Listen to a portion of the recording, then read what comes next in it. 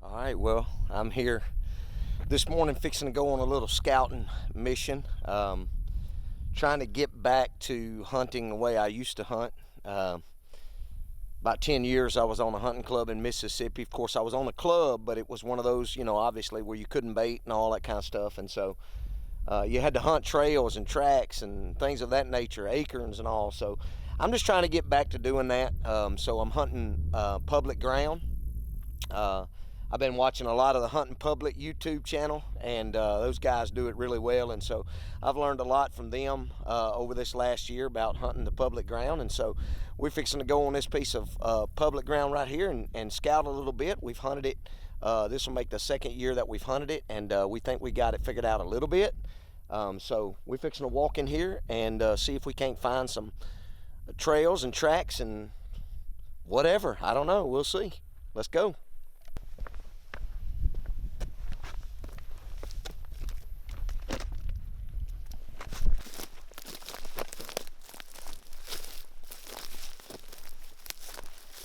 One of the things that we're looking for today is any kind of small elevation change or thicket or swamp that's in these woods. These woods are pretty much just a huge acorn flat.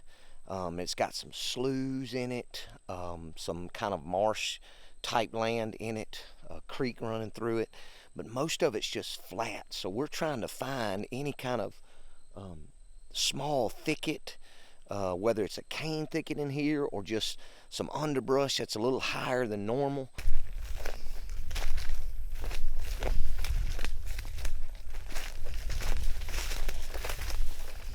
All right, well, we just found a jackpot spot, man, and it's not too far from where we hunted last year, but I just never saw this last year.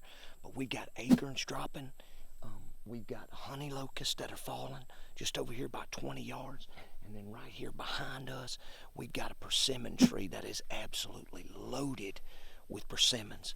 Some of them are dropping a little bit, but I can look up in the tree up there with my binoculars and see that there's a lot of green ones up there.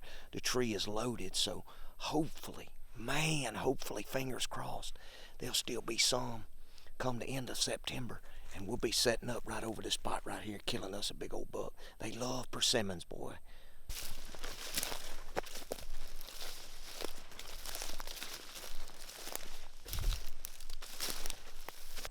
All right, let me show you something. You can see right here behind me, it's just a small cane thicket. I mean, it's not 3 foot high, but it's open kind of out this direction and to this direction as well where they could see. And so you look right here. Look right here. There's a bed right there. So that deer's bedded right behind that blowdown. Right behind that blowdown right there. Bedded right here where it can see this direction. Wind is blowing this way some, blows this way some, but regardless, that deer's bedded up right here. There's a little bit of hair in that bed, so it can see all of this stuff, and it's tucked into this cane thicket. See, that's what you got to look for in these wide open hardwoods. There's not a lot of terrain change as far as hills and elevation and stuff, but there's these little patches of cane thickets out here. They're not very big at all. I mean, this is probably not a 30 by 30, 30 by 20 section of cane, but right in the middle of it, there was a bed. And that's right about 75 yards from where that red oak was dropping and that water hole. So, sweet, man. If I hadn't been watching the Hunting Public, I'd never be looking for that kind of stuff. But I was walking around this cane thicket, and I said, let me go in the middle of that and see if there's a bed. And sure enough, bam, there it was.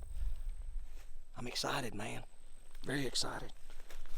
All right, well, we walked up in the center of the darker green spots. I think we've got it figured out what that is. It's just thicker cover. Further south, it was cane. And right here where we are, it's just smaller undergrowth, a lot of smaller saplings. And listen, right here in this spot where I'm at right now, you see it's kind of open, but it is surrounded by this right here. And there's about 5 acorn trees that are dropping like crazy right here in this spot. So jackpot, son. This is a great place. This is pretty much a little small acorn flat right here in the middle of a sapling thicket. If we could come in on this side from the field edge and sneak in here and sit all day, I feel like we could do pretty good right here.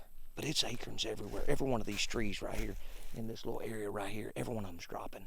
Every one of them. All right, I think we've seen enough today. We've seen enough to get us really excited about hunting this public ground.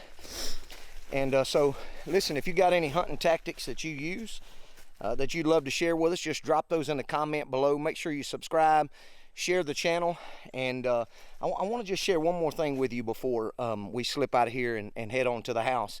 Last year, I caught myself hunting in the edge of the fields because I could see a lot of deer. And that's good. Sometimes you just want to see a lot of deer. But I feel like I sacrificed killing a good buck because I was just worried about seeing a bunch of deer. So this year I made up my mind that I'm going to not hunt on the field so much. I'm going to get up in the woods and cut those deer off well before dark in hopes of getting a nice buck.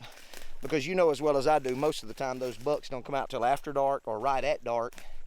And it's tough. So don't just get caught up in hunting in the nice box stand or ladder stand or something like that right on the edge of a field. Get back in the woods, man.